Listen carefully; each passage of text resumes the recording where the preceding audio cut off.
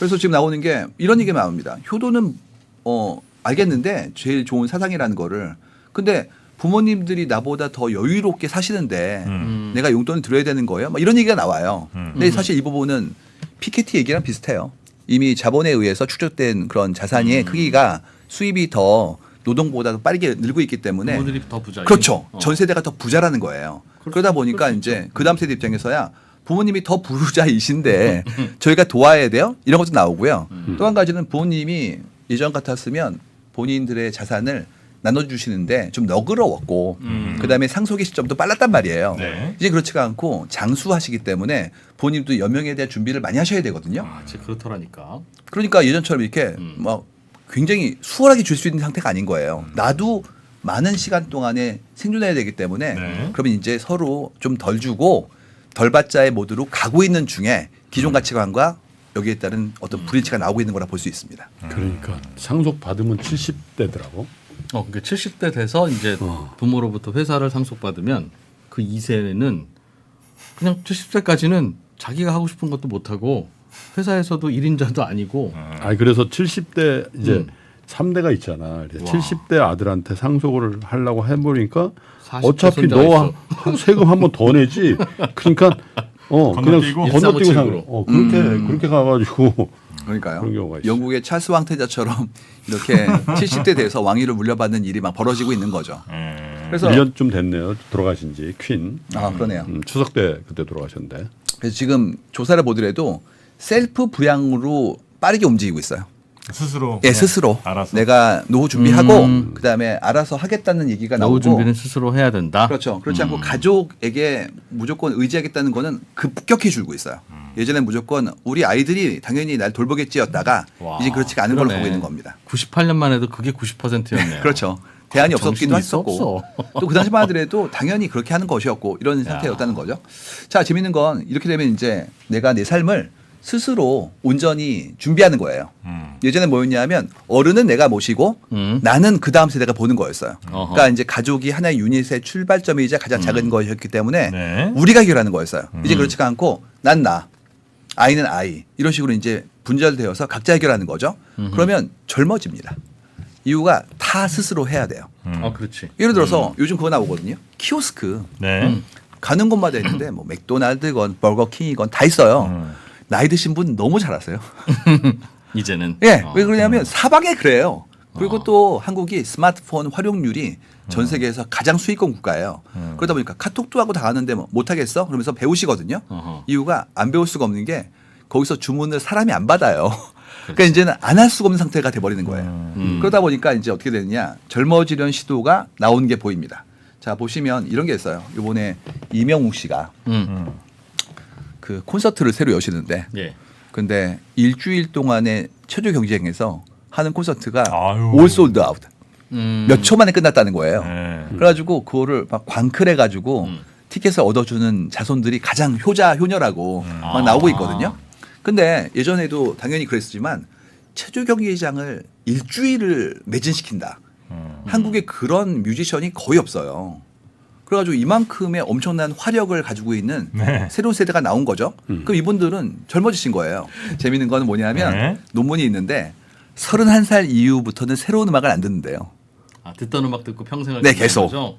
그래서 지금도 얘기하시거든요. 나 하드락 들어요. 그런 분들 보면 10대 때 들었던 뭐 디퍼플이니 뭐 이런 얘기 지금도 하시는 분 많아요. 저거는 모든 피플이 다 그래요? 그 결혼 경향성이 엄청 많다라는 걸 뇌과학에서 논문을 낸 거예요. 뉴로사이언스에서. 그런 것 같은데 그렇지. 나도 우리도 30살 때 그렇지, 불렀던 32. 노래 아직도 노래방 가면 부르는 것 네, 같은데. 그래가지고 대충 그 플레이리스트 보면 네. 연배가 나옵니다. 예를 들어서 김광석 씨 강하문 좋아하면 연배. 50대인 거예요, 그냥. 그렇죠. 그러니까 그래서 이거 이문세. 그렇죠. 뭐 비틀즈 노래하시면 60대인 거고 70대인 거고 이런 거죠. 근데 이명웅 씨 팬들은 지금 신곡을 들으세요. 이분들은 다시 청춘이 되신 거예요. 어허. 이유가 본인의 관습과 가지고 있던 어떤 기존의 관성 같은 것들을 다시 초기화시키고 20대의 감성으로 새로운 노래를 듣고 계신 거거든요. 네. 어떻게 본다면 이분들은 지금 굉장히 행복해지신 겁니다. 그렇기 때문에 한번 주위에서 새로운 음악을 듣고 있는지 그분이 계속 옛날의 그런 노래를 지금도 노래방에서 부르시는지를 한번 바라보실 필요가 있을 것 같아요. 네. 그래서 보면은 요번에 이명우 씨가 K리그 시축할 때 네. 그때 팬클럽 분들이 모이셔가지고 규칙을 서로 공유하셨던 것들이 화제가 됐거든요. 1번이 뭐였냐면 이거였어요. 파란 색깔, 하늘 색깔 옷 입고 오지 마시라고. 왜냐 그랬더니 그게 원정팀 팀 컬러였대요. 그러니까 임영웅 씨 팬들은 언제나 하늘색 옷을 입고 나오세요. 그래서 딱 보여주시는 거예요. 우리 팬이다라는 걸. 근데 그날 그거 입고 가면 원정팀이랑 헷갈릴 수 있기 때문에 축구 팬 배려하려면 입고 오지 마세요. 지켰고요. 두 번째 뭐였냐면 서포터즈석, 원정석 이쪽은 티켓 사지 마시라고. 이유는 거기는 정말 축구 좋아하는 사람들이 있어야 되기 그렇지. 때문에 거긴 사지 말라고. 그것도 지켰고요. 세 번째 뭐였냐면 거기 가셔가지고 이명웅 씨 노래 부르고 다 빠져나오지 말고 끝까지 있으라고. 이유가 우리는 이명웅 씨 보러 갔지만 거기 있는 분들은 축구를 좋아하는 분들인데 우리가 빠지면 얼마나 김이 빠지겠어요 선수들이. 이명웅에 대한 이미지 안 좋아지지. 그렇죠. 그렇기 때문에 계셔라 이거였고요. 그래요. 네 번째 재밌는 게 뭐였냐면 이거였어요. 먹을 거 싸오지 말라고. 오. 근데 이거는 할 말이 맞습니다. 그 요즘 그런 얘기 하시거든요. 아우 그 나이 드신 어머니랑 같이 가면 힘든 게 뷔페 식당 가면은 꼭 이렇게 빵 같은 거 싸오신다고. 이유가 내가 떠다 놓고 안 먹다 남긴 건데 버리면 아깝잖아. 그러니까 그건 싸오는 게 환경을 위해 좋은 거야라고 하시고 어디 놀러 가시면은 바리바리 싸가지고 가신 이유가 네. 가서 먹으면 비싸잖니. 같은 그렇지. 음식인데 그렇지. 이걸 싸가지고 가 이렇게 하신단 말이죠. 근데 이제 젊은 분들은 아우 거기 가면 좀 팔아줘야 되고 외부 음식 반입 금지의 규칙도 있는데 그러지 마세요. 그런단 말이에요. 근데 그분들은 그거를 수용이 안 되세요. 이유가 어려울 때 자라셨기 때문에 쌀한톨이 아까운 분들이다. 그거를 외식하거나 혹은 간식을 돈 주고 사 먹는 게 이해가 안 되시는 거예요. 그래서 그분들끼리는 그렇게 사셨는데 요번에 이명우 씨 케이스일 때는 안 싸우셨어요? 그걸 안 싸우신 거예요. 와. 그래서 알게 된 게 뭐였냐면 이분들은 동시대화가 된 거다. 이제 새로운 규칙에 적응을 하신 거예요. 그러면 다른 콘서트, 다른 행사 다 가실 수 있어요. 이유는 새로운 규칙에 적응하셨기 때문에 다른 분들과 어울릴 수 있거든요. 근데 이명욱 씨를 좋아하는 광팬의 평균 연령이 얼마야? 60 정도 돼요? 60에서 한 70대 정도. 50대는 아니에요? 50대도 팬 많죠. 네. 나이 드신 여성분들이 많으신데요. 근데 이분들이 정말 그 이명우 씨를 사랑하는 만큼의 네. 사회적 기여를 하시는 게 막 기부도 같이 하시고요. 이명우 씨가 하시면 그 액수를 맞춰서 막 기부하고 그러세요. 그래서 사회의 변화에 발맞추어서 바꾸고 계시거든요. 저 이거 보면서 드는 생각이 그거였어요. 예전에 그런 얘기 들었었거든요. 아우 아버지가 나이가 드시니까 같이 가기가 힘들어요. 왜냐 그랬더니 큰 소리로 얘기하신대요.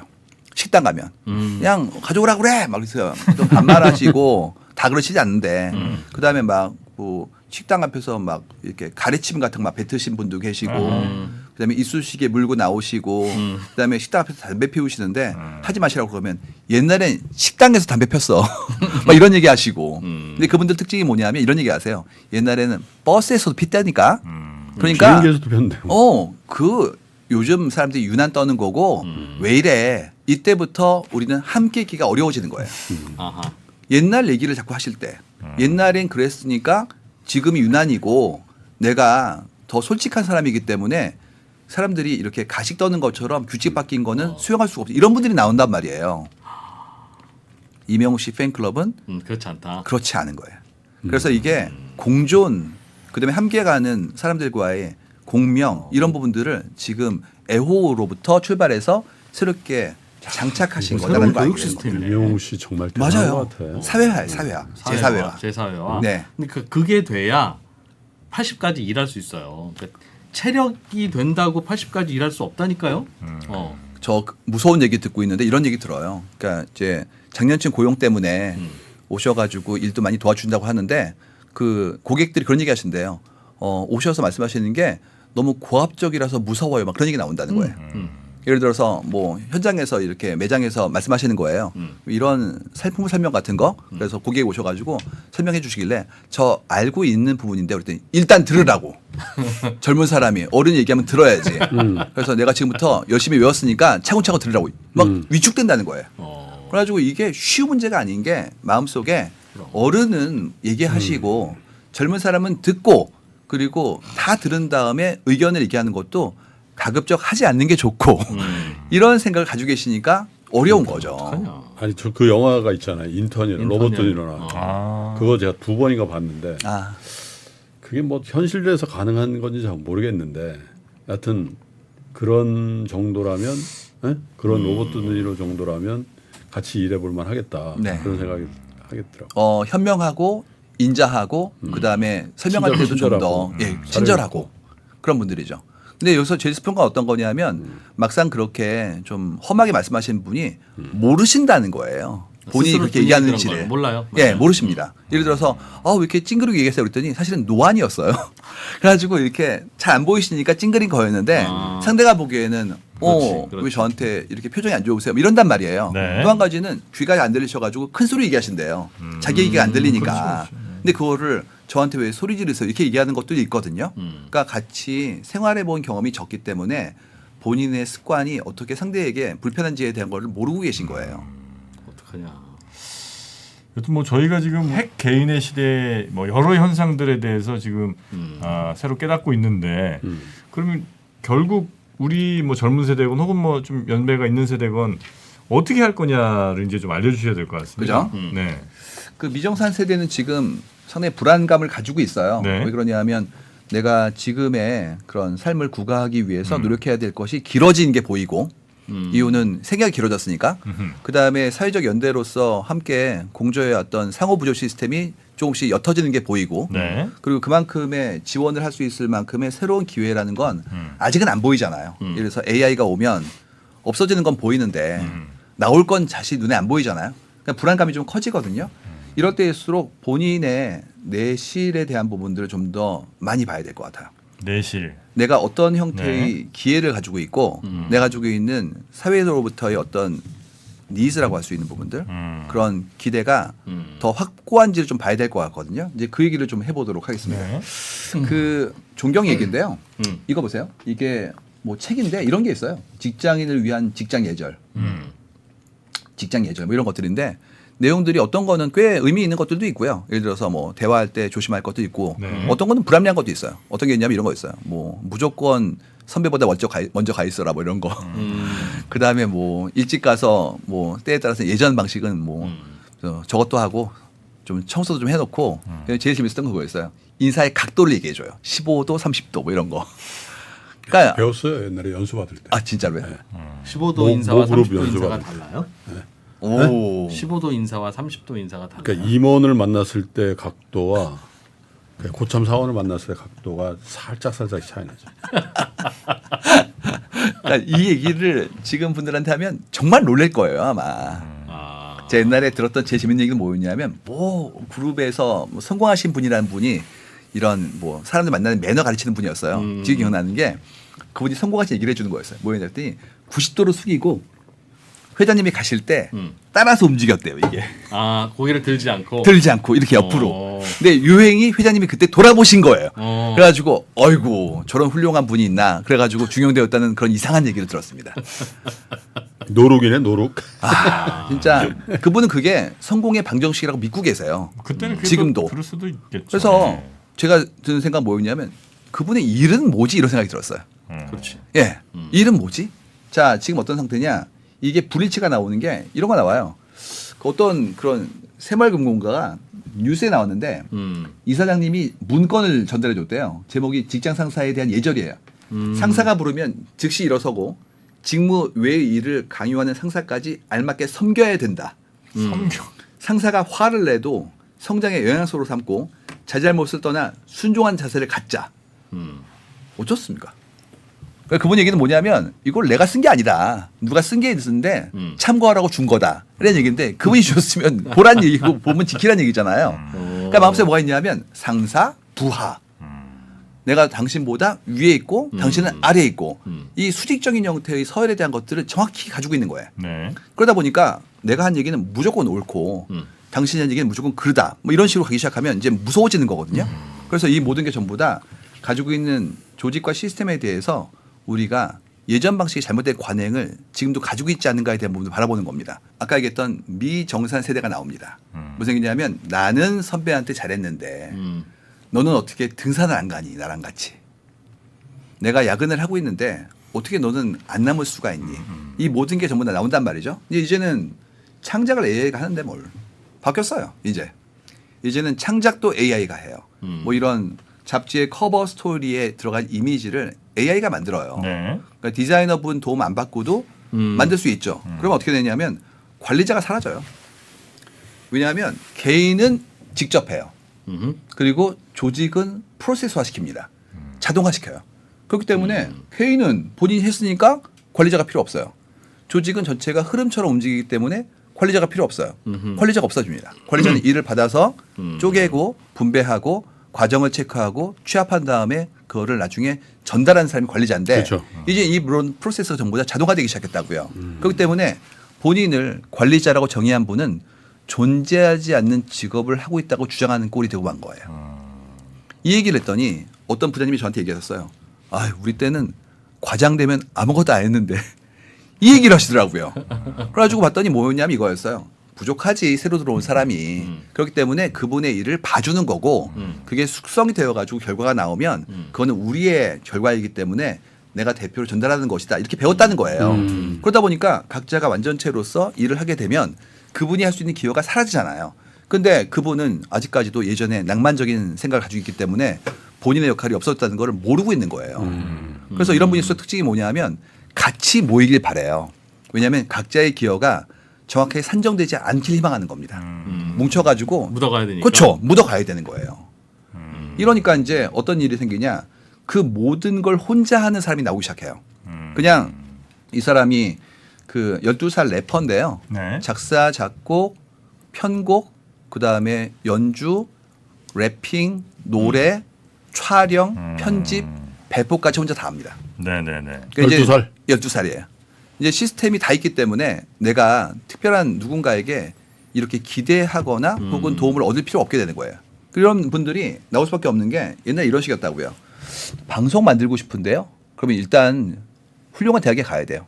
이유가 MBC, KBS에 입사해야 되거든. 그렇지. 그러니까 일단 언론고시를 보고 PD가 돼야 돼요.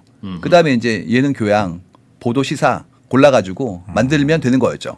지금은 그냥 3% 차리면 돼요. 훨씬 훌륭한 게 하고 싶은 사람이 특정 기회에 뾰족하게 된 분들이 오시는 거예요. 옛날에 뭐였냐면 상식 시험, 영어 시험 바고 들어가야 돼요. 그렇지. 그러니까 컨텐츠와 그것이 연결될 수도 있지만 아닐 수도 있어요. 근데 이제 그렇지가 않고 저 초등학생 때부터 컨텐츠 만들었는데요. 이미 페이지 뷰가 4천만 나왔는데요. 저 3% 들어와가지고 만들어 볼래요? 이런 분들이 가능한 거예요. 이유는 뭐냐면 목표가 정해지면 다른 걸 할 필요가 없어요. 근데 우리는 뭘 할지 모르기 때문에 전 과목을 본 거예요. 그러다 보니까 버든이 생기는 게 이런 식으로 나옵니다. 뭐 하셨는데요? 그러면 저 대학 나왔는데요. 우리는 100명 뽑을 건데요. 그러면 대학 나오면 힘들죠. 이유가 옆에 있는 사람들은 대학원도 나왔어. 옆에 있는 사람은 박사인데요. 이렇게 가요. 왜 그러냐면 내가 지금 필요한 건 100명인데 그게 어떤 100명인지 몰라요. 그냥 우수한 100명이라고 생각하는 겁니다. 그러면 사람들끼리 경쟁해요. 당신 대학 나왔어? 난 대학 받고 대학원 더. 대학원 나왔어? 나 그러면 제2외국어. 그래서 지금 어떤 상태냐면 이런 경우도 있어요. 국내 영어 뽑는데 3개국 한 사람이 들어온대요. 근데 그거는 안 쓰는 거예요. 안 쓰는데 회사는 이런 겁니다. 아님 말고 그냥 어차피 더 우수한 인재가 왔으니까 안 쓰더라도 좋은 거 아닌가? 이렇게 나온다고요. 근데 이슈는 뭐냐? 이렇게 모셔왔던 분들이 예전 같지 않고 이제 인텔리전스 중에서 에버리지는 자동화가 시작된 거예요. 그러니까 우리가 얘기하는 뭐 그야말로 업무라고 하는 것들이 좀 한정된 것들도 있을 거 아니에요. 들어왔구나. 가르쳐 줄게. OJT. 연수. 그다음에 이 업무는 이렇게 하는 거야. 다 배우고 난 다음에 지금부터 열심히 해서 숙련해 이런 업무들. 이건 자동화된다고요. 그러니까 우리가 알고 있는 기존의 공채, 그다음에 연수, 순환 보직 이 시스템이 와해되고 있는 거예요. 지금 상태가. 그래서 어떻게 바뀌었냐면 채용이 아니라 영입으로 가요. 채용은 뭐냐면 우수한 분이 오세요예요. 영입은 뭐냐면 이런 기술과 기회가 있는 분이 오세요예요. 그 특징이 어떤 거냐면 이분은 모셔올 때까지 아무나 뽑지 않아요. 그래서 제가 알고 있는 몇 개 기업 같은 경우에 베이컨시가 나오면 2년째 비워둬요. 이유가 적당한 사람 올 때까지. 누구나 와서 그 일을 못 해요. 그렇기 때문에 그분이 오실 때까지 자리를 비우고 계속 찾는다고요. 처음엔 몰랐었어요. 그 얘기를. 한 10년 전에 그 얘기를 들었으니까 처음에. 근데 이제는 알게 되는 게 에버리지 정도는 자동화가 들어옵니다. 그렇기 때문에 지금부터 해야 될 일은 뭐냐면 내가 그만큼의 기회를 갖출 수 있도록 지금부터 무장을 해야 돼요. 지금까지는 대학 나왔네. 그다음에 뭐 인품이 나쁘지 않고 그다음에 배우려는 의지가 있네. 들어오세요. 네네. 내가 가르쳐 드릴게요. 지금 그렇지가 않고 할 줄 아세요? 이걸로 싹 바뀐 거예요. 그럼 이제부터 해야 될 일은 뭐냐면 내가 어떤 일을 할 줄 아는지를 설명하고 준비해야 된단 말이죠. 그럼 어떻게 되죠? 그러면 교육 시스템이 예전만큼의 힘을 가지지 못해요. 지금까지는 대학 정도는 통과 의뢰였다고요. 그다음에 나머지 트레이닝은 기업과 조직이 시키는 거였다고요. 이제 그렇지가 않고 그 정도는 제가 알아서 할 테니까 훌륭한 분만 오셔야 돼요. 저희가 이런 업무와 직군에 그럼 이제 그런 분들은 사실 기존의 교육 시스템이 양성하기가 쉽지 않습니다. 그래서 이게 가장 많이 온 경우가 직업이라서 네. 그 직업에 대한 리포트는 지금에서 나오고 있어요. 이게 생성 AI가 들어오면 3억 명이 3억 명이 힘들다 이런 얘기인데요. 보시면 사무직이 1번이고요. 두 번째가 법률, 세 번째가 아키텍처나 엔지니어링 파트, 그리고 심지어 라이프 사이언스에 대한 분들, 소셜 사이언스도 들어있고 비즈니스, 파이낸셜 거의 전방이에요. 특징이 뭐냐면 화이트 컬러예요. 그러니까 우리가 지금 100년간 계속 오퍼레이셔널 리서치라든지 컨베이어 벨트라든지 테일러리즘은 다 생산 현장 블루 컬러였거든요. 네. 근데 드디어 화이트 컬러에 들어와 버린 거예요. 근데 재밌는 건 그다음에 나온 얘기입니다. 골드만삭스가 뭐라고 얘기했냐면 GDP가 매년 7% 올라라고 얘기한 거예요. 그래가지고 고용이 이렇게 줄어드는데 어떻게 오르는 거냐 이런 식으로 유추되더라고요. 자, 만약에 3%에서 갑자기 인베스트먼트 한 그런 어떤 광구에서 예. 유정이 발견된 거예요. 음. 근데 우리는 좀 신나죠. 근데 그거를 개발할 때까지 엄청 오래 걸려요. 리튬으로 좀 바꿔주세요. 아, 리튬으로 할까요? 리튬은 좀 쉬운데. 어쨌든 처음에 뭘 해야 되냐면 시추 후 경제성 평가를 해야 돼요. 그다음에 환경 영향성 평가 해야 되겠죠. 그다음에 트레이드 커미션 다 가야 되고요. 그다음에 인터내셔널리 움직이기 위해서 각종 리걸리 해야 될 프로세스 한둘이 아니고 길어지면 파이낸싱이 힘들어져요. 리스크가 커지기 때문에. 그래가지고 이게 유야무야 되거든요. 근데 만약에 그 프로세스가 압축되어서 5분의 1로 줄면 그 순간부터는 리스크가 줄기 때문에 파이낸싱이 쉬워지고 개발이 빨라집니다. 다시 말해서 지금까지 인간이 허들이었어요. 우리가 밥 먹고 휴가 가고 하다 보니 시간이 오래 걸리는 거였다고요. 누군가는 도장을 찍었고 근데 그런 것들이 압축되기 시작하면 나중에 이런 일이 벌어질 거예요. 우리는 앞서 있는 국가예요. 우리와 교육하고 싶으면 상대편도 프로세스 들고 와야 돼요. 이유가 우리가 빨리빨리 끝냈는데 상대가 그걸 못 따라오면 그다음부터는 교육에서 바틀렉이 생기기 시작하죠. 그렇기 때문에 똑같이 움직이세요. 마치 무역의 EDI처럼 이렇게 움직이기 시작할 겁니다. 그러면 그 투명성이 확보 안 된 기업이나 국가는 교육의 상대에서 상당히 열의에 처할 거예요. 그러면 사회는 극단적으로 투명해집니다. 그렇기 때문에 이 모든 게 인류로 봤을 때는 경제 시스템의 개발에 박차가 가해지는 거예요. 그래서 인류에게는 이게 축복일 수 있는데 누군가한테는 그게 재앙일 수 있는 거예요. 다수에겐 재앙 아닐까요?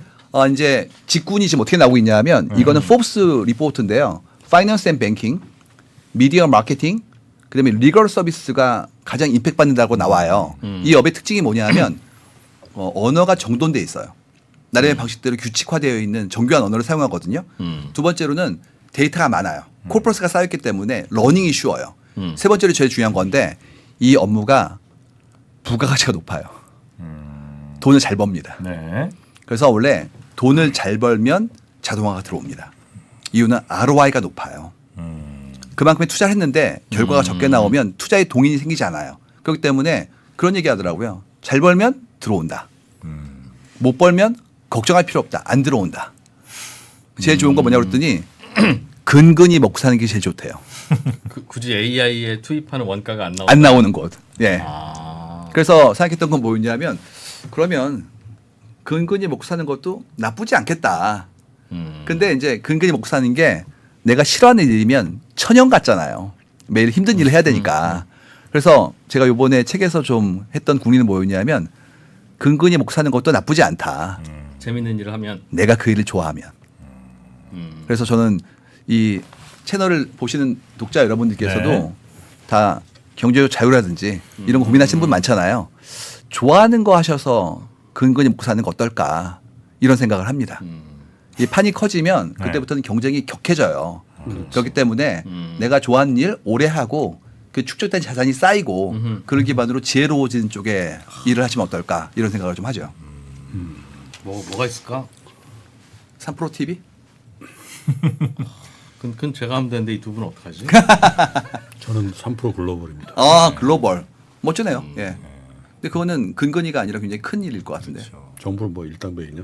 아니, 저는 근근히 여기 뭐 청소도 좀 하고, 예, 뭐 마이크 좀 닦고 하겠습니다. 저는. 네. 근근히 하는 일로. 그렇지 안 되겠네요. 인공지능을 굳이. 예. 힌트를 좀 드리면 지금 노동 해방 얘기가 나오기 시작했어요. 그러니까 우리가 일을 오래 했잖아요. 그렇죠. 기억나는 게 월요일 날 한숨 쉬고 가고 토요일 날도 일했으니까 월, 화, 수, 목, 금, 토까지 일했단 말이에요. 근데 지금은 6시 되면 아무도 없잖아요. 그러니까 이제 그만큼의 여유가 생긴 거죠. 그리고 사람들은 반려견도 만나고요. 요가도 하고요. 그다음에 클라이밍도 가고요. 그다음에 책도 읽어요. 그래서 그만큼의 새로운 산업이 만들어지고 있거든요. 근데 지금 AI가 들어오면 이게 더 줄 것 같아요. 업무의 시간으로는. 여가가 많이 생기겠네요. 그렇죠. 그래서 그쪽 시장이 폭발할 수도 있어요. 생긴 여가를 어떻게 잡을 거냐. 그렇죠. 우리는 이제 컨텐츠 하시니까 네. 컨텐츠 쪽은 그렇겠네. 더 많이 수요가 나올 것 같아요. 이유가 내가 노동으로부터 자유로워졌기 때문에 이런 부분이고 그러면 이제 우리가 해야 될 일은 뭐냐면 연공 서열은 이제 좀 재고해 보자는 거예요. 이거는 되게 중요합니다. 왜 그러냐면 이미 한국 사회는 오고 있는 게 팀장 직급이 어떤 직책이지 직위는 아니다. 그렇기 때문에 대리도 할 수 있어. 그 옛날 방식으로 더 나아가서는 대리란 말도 없애자. 다 매니저 아니니? 이런 얘기 나오고 있단 말이에요. 출발이 뭐냐면 인재예요. 인재. 보세요. 이게 탤런트 어퀴지션이라는 키워드의 상승이에요. 지금 보시면 인재 영입 쪽으로 엄청 많이 움직이고 있거든요. 근데 리크루팅 팀이라는 거는 그냥 이거예요. 평탄해요. 늘지도 줄지도 않아요. 그렇기 때문에 채용이라는 팀은 그대로고요. 그렇지 않고 인재 영입팀은 빠르게 올라가고 있어요. 네네. 저 탤런트 애퀴지션이라는 게 특출한 인재를 뽑는 뭐 그걸 그렇죠. 말합니까? 모셔오는 거죠. 그러니까 채용이 아니라 영입으로 가는 거예요. 지금부터. 왜 그런 거냐? 여기에는 근원적인 이슈가 있습니다. 이런 얘기예요. 김 대리는 뭐 하고 있나? 전 전표 처리하고 있잖아요. 전표 처리는 얼마나 하는데? 저 연습해서 20장은 해요. 그러면 김 대리 일찍 오지 그래. 일찍 오면 좀 더 할 거 아니야. 야근하지 그래. 좀 더 할 거 아니야. 그러면 이제 25장까지 하면은 맥스가 되는 거예요. 근데 김 대리가 막 5년씩 열심히 해요. 그러면 40장 합니다. 우린 그런 분들을 생활의 달인이라 불러요. 두 손으로 해. 그러면 이제 엄청나게 인플로이 오브 더 먼스 되는 거예요. 근데 어떤 분이 오셔가지고 얘기하는 거죠. 자동화 시켜. 3,000장 할 수 있도록. 그러면 이분은 생산성이 15배예요. 15배 한다 그러면 드는 생각이 대단하다. 이유가 아니 사람이 열심히 해봐야 1.25배, 맥시멈 2배에 해당하는데 15배? 뭐 3만 장 이렇게 하면 거의 200배가 될 거 아니에요. 네. 그다음부터 이제 어떻게 되냐면 이분한테 얘기해야 돼요. 그런 말이야. 200배 일을 한다 그러면 200배 월급 줄 순 없잖아. 우리 10배로 끝내지. 10배만 줄게. 근데 조건은 뭐냐면 회사에 나오지 마. 이유가 당신이 안 나와도 일이 되는데 뭐 하러 나오나. 굳이 왜? 다른 데서 뭐 여행지를 가 있든지 아니면 집에서 아이를 보든지 맘대로 해. 이렇게 갈 수도 있죠. 합리적 추론이죠. 그럼 지금부터 노동을 파는 게 아니라 창의를 파는 걸로 움직이는 거예요. 그러면 이제 우리가 알고 있는 근로, 협업 이 부분이 이제 조금씩 무너지는 게 보인단 말이죠. 네. 근데 벌써 시작했단 말이에요. 지금 RPA니 뭐니 막 나오면서 자동화가 빨라지고 있죠. 그러면 이제 드는 가장 근원적인 전제의 파괴는 뭐냐면 이겁니다. 지금까지는 일을 잘한다라는 게 오래 앉아 있는 거였어요. 숙련하는 거. 그렇기 때문에 열심히 하는 게 잘하는 거였다면 앞으로는 일을 잘하는 건 그 일을 없애는 거예요. 그 일을 존재하지 않게 만들어 버리는 게 일을 잘하는 걸로 바뀔 겁니다. 예를 들면 어떤 걸 예를 들어서 뭐 중간중간에 체크업 시스템 같은 게 있어가지고 랜덤 샘플링해서 여기 들어있는 정합성이라든지 오류를 찾는 일이에요. 전수검사, 자동화 이런 식으로 아예 모든 프로세스 자동화시키는 거예요. 사람이 안 보게. 아까 전표 처리를 하면 OCR로 읽고 그 안에 들어있는 필드 뽑아낸 다음에 프로세서 시켜버리는 거예요. 일을 맡기면 그 일을 없애버리는 사람이 유능한 사람이다. 그렇죠. 그래서 이제 일을 없애는 사람들이 나오기 시작할 겁니다. 이제 그러면 이제 그 다음에 모수는 뭐냐면 그 다음엔 뭐하지가 이제 문제가 돼요. 나는 일 없애는 거예요. 일을 없앴어. 그럼 그 다음에 뭐 해야 되겠습니까? 또 다른 일을 또 없앨 다른 겁니다. 일을 없애러 가야지. 그렇죠. 그 다음에 어떻게 될 거냐 하면 다른 회사에 가서 또 일을 없애든지 아니면 우리 회사가 그 일을 없애고 나면 자연스럽게 진화합니다. 그러니까 지금 어떤 상태냐면 이런 거예요. 우리가 구성원이 100분이고 이 정도의 매출 규모에 이런 일을 하고 있어요. 더 키우고 싶은데 할 수가 없는 이유가 고용도 더 못해. 부가가치도 한정돼 있어. 그 다음에 여력이 없는 거야. 마음이 바쁜 게 네. 매일매일 해야 될 일이 많기 때문에 새로운 걸 궁리를 못해요. 그러면 그때는 딱 서버립니다. 근데 그게 아니라 자동화 시켰네? 그럼 지금부터 우리 차나 마셔. 그 다음에 우리로 따진다면 편집은 자동화 됐으니까 PD 여러분들은 그 다음 프로그램 궁리해 볼까? 아니면 그거보다 높은 수준의 뭔가를 만들어봐로 상승하게 돼 있어요, 인간이. 그렇기 때문에 자연스럽게 더 창의적인 일로 인간의 단계가 계속 올라갈 겁니다. 우리 조직이 더 진화하든지 나는 다른 조직으로 움직일 것이다. 이쪽으로 움직이게 될 거예요. 근데 이게 처음 벌어진 일이에요. 지금까지. 그래서 이제 이렇게 되면 우리가 알고 있는 인재의 기준이라든지 그분과의 협업의 조건이라든지 분배 보상이 다 바뀌게 될 겁니다. 그럼 이제 하나죠. 나는 영입 대상이 되고 싶은 거예요. 지금까지는 저 학교 나왔는데요. 성실한데요. 쓰고 면접 보고 들어가는 거였어요. 그 네. 아빠 면접 버티면서. 이제 그렇지가 않고 선생님 오실래요? 그러면 제가 가면 어떤 지원해 드릴 건데요? 해 주실 건데요? 이쪽으로 움직일 거고 네. 그렇지 않은 일상적인 직업들은 조금씩 와야 될 거예요. 요번에 모 은행에서 그 희망퇴직을 받았는데 네. 83년생을 받은 거예요. 와우. 83. 40. 예, 난리가 났어요. 이것 때문에. 왜 그러냐면 출발이 55였고 그다음에 50이었고 그다음에 45 왔다가 거기까지 사람들이 좀 빠르지 않아 그랬단 말이에요. 40이 딱 오니까 겁이 나는 거예요. 이유가 지금 30대가 목전인데 40이라고 하면 내가 지금 은행에 들어온 지가 몇 년 안 10년이 안 됐다고요. 요즘 30에 들어온단 말이에요. 네. 그러니까 들어오자마자 나가라는 얘기를 하고 있기 때문에 엄청 놀랬단 말이죠. 근데 저는 은행의 입장도 이해가 되는 게 이제 창구에서 만나고 그다음에 이런 형태의 상담이라는 게 네. 소비자 쪽으로 엄청 갔어요. 그다음에 가상화가 되고 날이 갈수록 창구가 이제는 한 창구에서 멀티플 어카운트를 볼 수 있는 것들은 나오기 시작하면서 네. 예전 방식의 부가가치는 어려워지고 있거든요. 그러니까 전환하려고 이제는 다른 직군의 분들을 더 모시고 싶은 거예요. 뭐 IT가 됐건 이노베이션이 됐건 그러다 보니까 기존 인력에 대해서도 이제 그 관계에 대해서 재정하는 게 뭐 보이는 거거든요. 그래서 이미 왔다. 그렇다면 이제 어떻게 먼저 내가 영입의 자세를 갖출 것인가에 대한 것들을 바라봐야 된다. 이분들이 이제 핵개인이에요. 무슨 얘기냐면 뽑아달라는 게 아니라 나를 모셔가려면 준비하셔야죠. 라는 얘기를 하는 분들이 이제 나오기 시작합니다. 소수겠죠, 뭐 어쨌든. 전체. 처음엔 출발은 소수인데요. 네. 좀 있으면 따라합니다. 우리 그거 있잖아요. 제가 벤처 심사 오래 했거든요. 네. 방송국에서도 한 7년 했는데 처음에 그랬었어요. 막 오시는 분들이 농부분이 무슨 포도 자르는 가위 가지고 오세요. 그래가지고 되게 귀여워요. 그분이 보시기에는 심각하지만 우리가 보기에는 그냥 학생 과제 같은 걸 들고 오시거든요. 한 5년 지나면 엄청난 걸로 바뀌어요. 정말 훌륭한 비즈니스 모델이 나옵니다.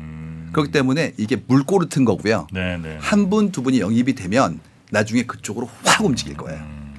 그래서 이거는 갑니다. 개인이 이- 그런 역량은 좀 탑재는 하고 있어야 되겠네요. 어쨌든. 그거는 이제 배우게 될 거예요. 지금도 뭐가 나오냐면 구성원 중에서 젊은 분들은 저녁 때 코딩 배우러 가세요. 그래서 이런 일 벌어져요. 김대리 끝나고 맥주 한 잔 어때? 안 돼요. 저 학원 가야 돼요. 그래서 뭘 그랬더니 코딩 배우러 간다고. 그래서 저 옛날 같았으면 그게 직무교육으로 회사가 돈 내주는 거였거든요. 지금은 본인 돈 내서 몇백만 원짜리 강의를 듣는 분이 굉장히 많아요. 이미 그들은 알고 있는 거예요. 네, 네. 그거를. 그럼 개인들 지금 뭐 거의 이 책 내용이 혹시 다 나온 게 아닐까 걱정하시는 분들이 많은데 왜냐하면 2시간 정도 가까이 지금 말씀을 좀 나눴기 때문에 결국 개인은 그러면 그런 시대를 준비하면서 개인의 역량을 좀 강화를 하고 네. 근데 개인이 혼자 가는 게 좀 외롭긴 외롭겠어요. 이런 것들은 좀 어떻게 해소를 어쨌든 인간은 누구나 본능적으로 누군가와 함께 가고 싶은 뭐 이런 게 있을 거 아닙니까? 팬데믹 때 가장 힘들었던 걸 얘기하는 게 하나가 체지방이 늘었다는 거였고요.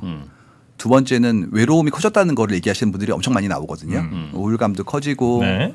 그다음에 그만큼의 교류에 대한 목마름도 있고 그래가지고 다시 또 사람들이 같이 회합하는 게 보이는데 네. 확실한 건 예전보다 저녁 때 자리가 줄었고요. 그다음에 차가 덜 막히죠. 네. 그래서 우리는 팬데믹 거치면서 약간 유러피언 라이프로 지금 가고 있는 중인 건 그런 것 확실해요. 같더라고요. 그럼 이제 알게 된 건 뭐였냐면 더 외로워지겠구나 라는 거는 거의 명제인 것 같아요. 그러니까 지금 제가 그 얘기 들었었거든요. 유럽은 5시면 다 닫아. 그래서 가보시면 상점이 문을 안 열었어요. 아니 어제 내가 네. 강남 모처에서 저녁을 먹었어요. 그래서 네 명에서 먹다가 2명 가시고 9시쯤 식당에서 나왔거든. 그래서 그 후배하고 야, 그 뭐 술 먹기는 그렇고 커피나 한잔 하자. 진짜로 강남 그렇게 외진 데도 아닌데 20분 동안 달아야 되는데 커피 먹을 데가 없는 거야. 다 닫아가지고. 9시 넘으면 없어요. 9시에요? 강남이? 아 진짜 그렇다. 뭐 강남역 사거리 이런 데는 아니고.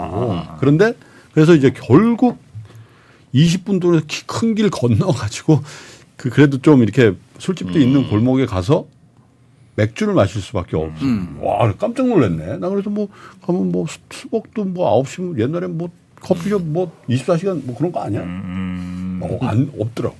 그게 이제 여러 가지 이유가 있는데 당연히 개인의 삶이 중요해진 것도 있고 그다음에 우리가 얘기하는 처우가 좋아진 것도 있어요. 예전 같았으면 일하시는 분들 2분 계시니까 늦게까지 열어야지 이거였어요. 지금은 한 분 쓰면 그 비용이 엄청나기 때문에 그분 비용 드릴 바야 닫는 게 이익이에요. 그러니까. 그래가지고 지금 미용실도 1인 샵이에요. 이유가 스태프분을 두면 안 남아요. 그다음에 케이크 만드는 분들도 매장 안 열고요. 주문식으로 해가지고 미리 3일 전에 바꾸 주는 거로 지금 다 바뀌는 중이거든요. 아하. 이게 유럽이에요. 그러니까. 똑같습니다. 다 미리 레저베이션 하고 들어가는 거. 자 이렇게 되면 네. 외로움은 이제 명제인데 어떻게 해결할 것인가 이제 문제가 남죠. 네네. 네, 지금까지는 이런 식이었어요. 외롭네 만날까 누구를 동창을 어디 가지 산에 왜 가지 싸니까 가서 뭐하지 막걸리와 파전 끝나면 노래방 이런 식이었단 말이에요. 근데 이거는 무한 반복할 수도 없고 그다음에 그걸 통해서 얻어지는 그런 충족감이라는 것도 제한되죠. 무엇보다도 거기 따르는 감각적으로 내가 느껴지는 역치가 이미 쌓였기 때문에 그냥 보는 거지. 그리고 맨날 그런 얘기 하잖아요. 뭐 1992년도에 누가 뭐 이런 얘기 하잖아요.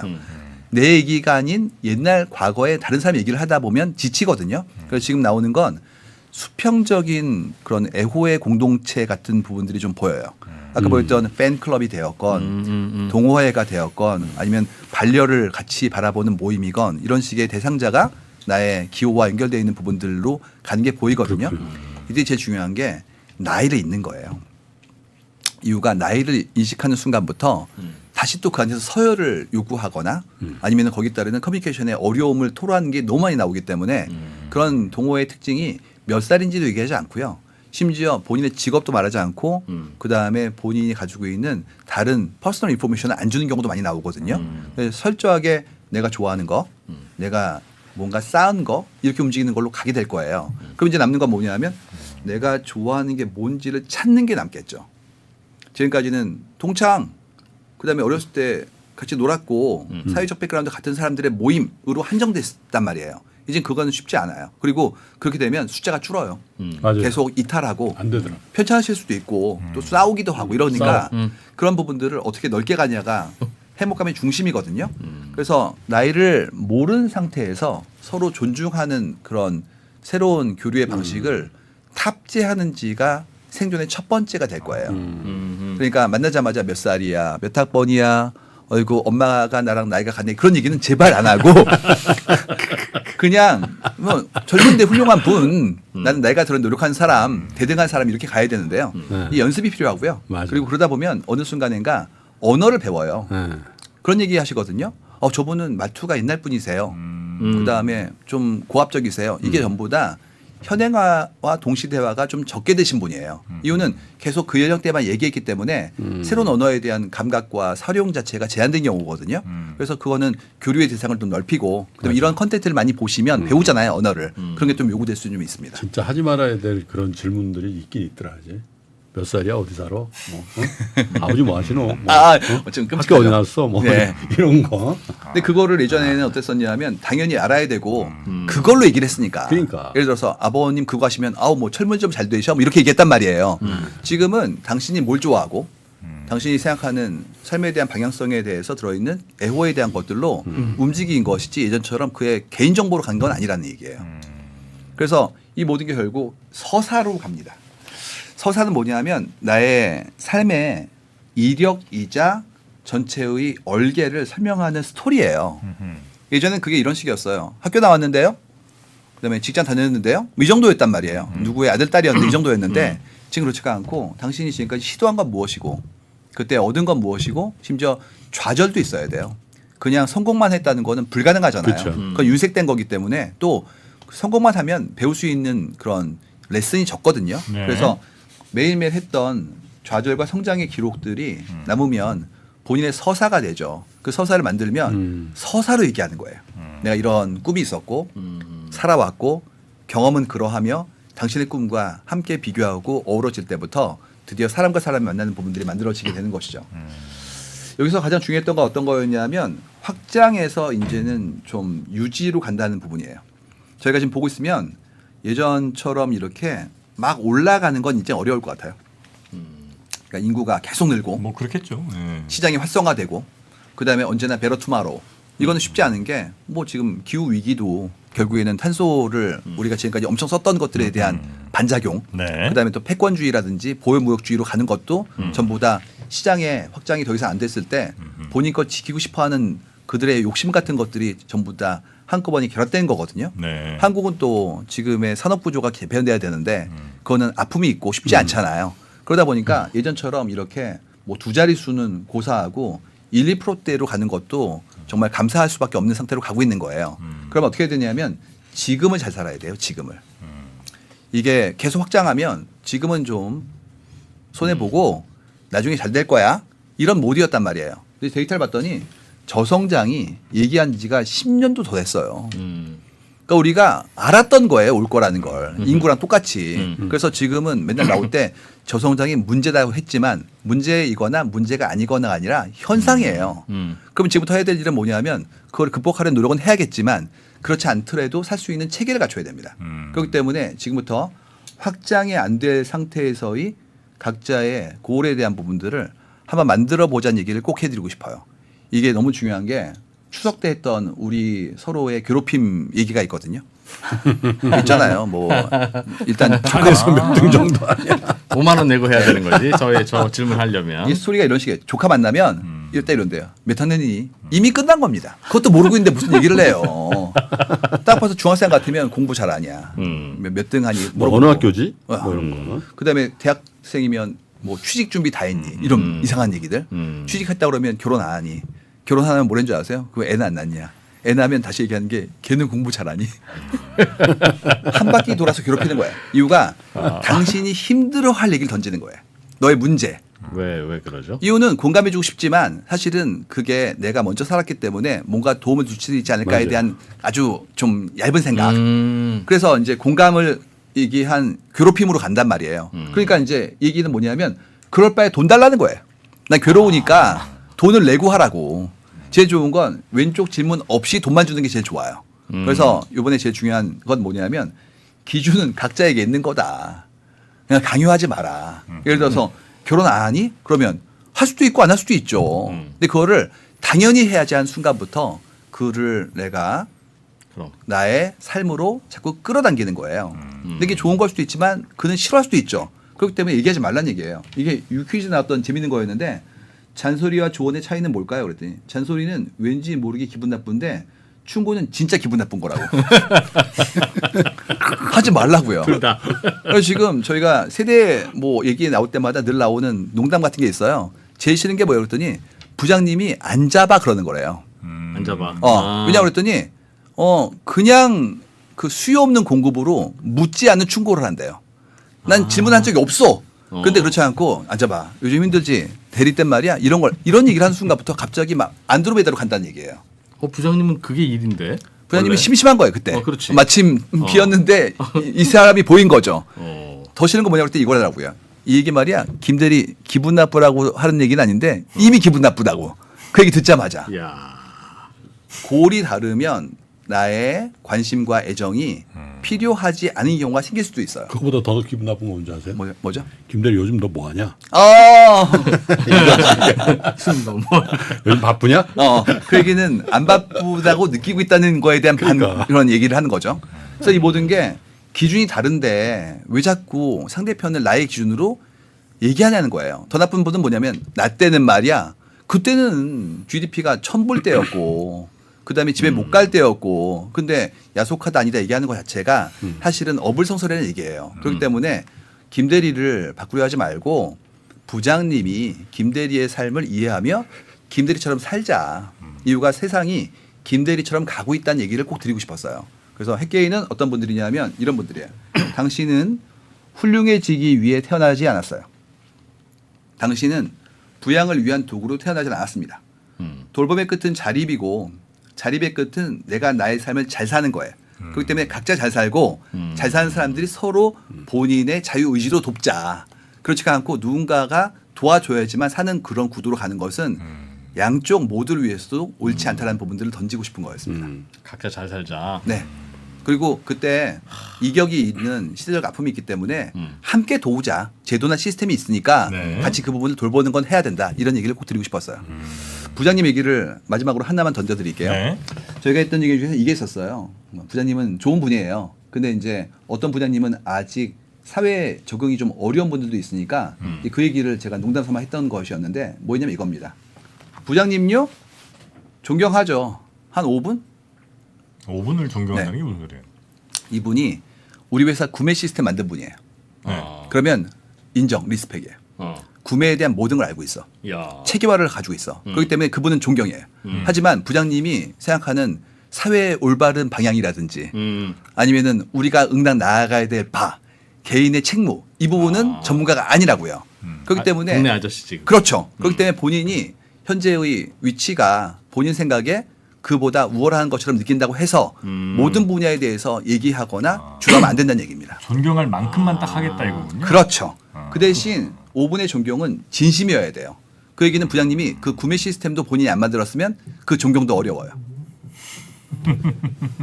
이게 제가 티셔츠를 만들어드리고 싶어요. 5분의 존경이라고. 네네. 지금까지는 뭐였냐면 응당 부장님이 점심 메뉴 정하시고 그 다음에 가장 가운데 앉으시고 우리는 숟가락을 놓고 그 다음에 그분이 얘기하시는 옛날 얘기를 줄창 들었다고요. 이유는 그가 나보다 더 높이 있다라고 그가 믿고 있기 때문에 그 네. 예우를 해드린 거였어요. 이젠 그렇지가 않고 구매 시스템 얘기할 때는 반짝반짝 부장님 대단하세요. 나머지 얘기할 때는 왜 이러세요. 랩은 제가 잘 알죠. 그 다음에 사회적인 매너에 대해서라면 대등하게 가는 것이지 더 이상 위아래가 아니에요라고 얘기해야 된다 그런 얘기예요. 부장님들도 부하 직원 저 코딩하는 거 보면 그건 또 5분 동안 또 존경을 해야 되는 거고 이제는. 네. 그리고 상호 존경이 작아 보이는데 만약에 부장님이 전 세계에서 5분의 존경을 받아오면 이분은 몇십만 시간이 돼요. 그렇기 때문에 지역적 존경에 머무르지 말고 네. 전역화된 존경에 대한 부분들을 해보자는 얘기를 꼭 드리고 싶었고 마침 3프로가 글로벌로 간다니까 네. 적확하게 그 방향으로 가고 계신 겁니다. 알겠습니다. 우리가 또 존경을 나한테 강요하지 말고 다른 데서 받아오세요라는 뜻이구나. 네.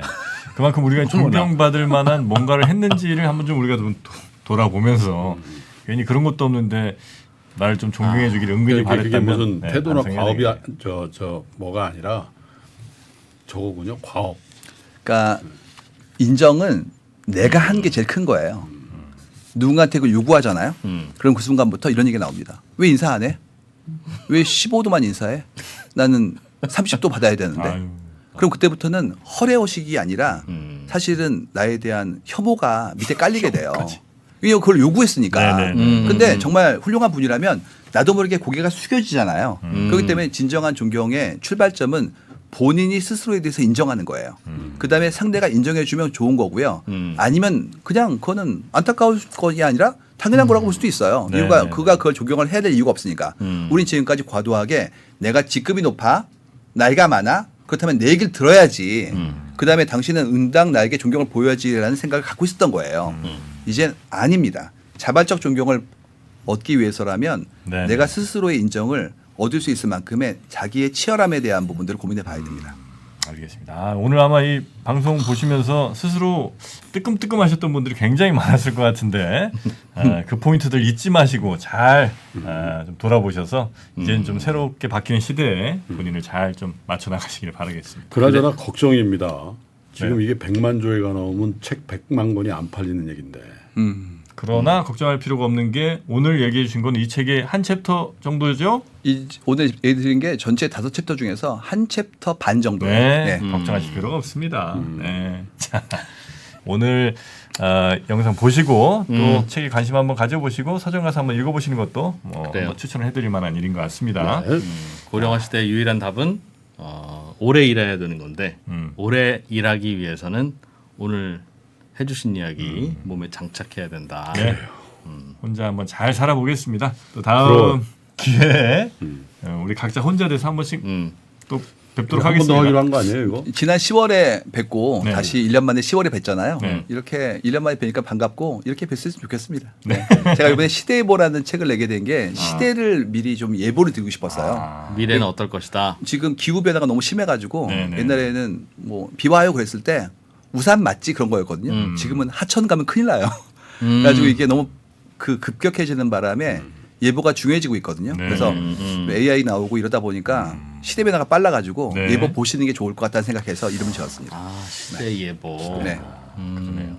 자, 그러면 앞으로도 계속 우리 시대 많은 분들을 위한 야. 기상캐스터가 되주시길 바라면서 오늘은 여기서 인사 또 드리도록 하겠습니다. 대단히 고맙습니다. 감사합니다. 감사합니다.